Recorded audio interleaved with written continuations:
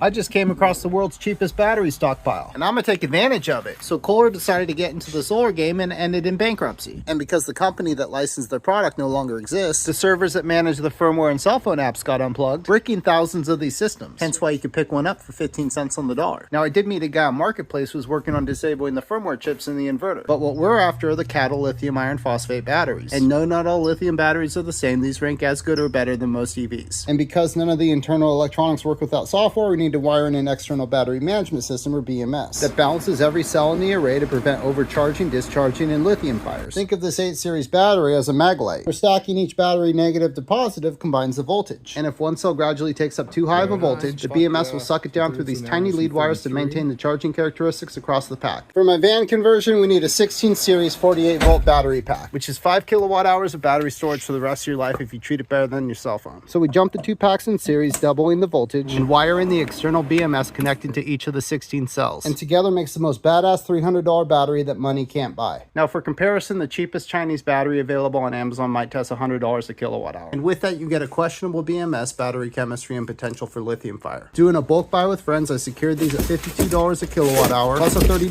BMS. And with energy in California costing 50 cents per kilowatt hour, these batteries could theoretically pay for themselves in 200 charge cycles. And for the remainder of your life, energy's free. And all you need is some solar panels, charge controller, batteries, and inverter. And why am I excited about this stuff? Because who the hell's in for indefinitely increasing utility bills for the rest of your life? If you're resourceful and not completely inept, the tech is bulletproof, costs are down, and you could scab a solar system together for 10 cents on the dollar of what companies are charging. And that's my exercise in independence and freedom. Not being forced to purchase my electricity from a state-sanctioned monopoly that controls my means of production.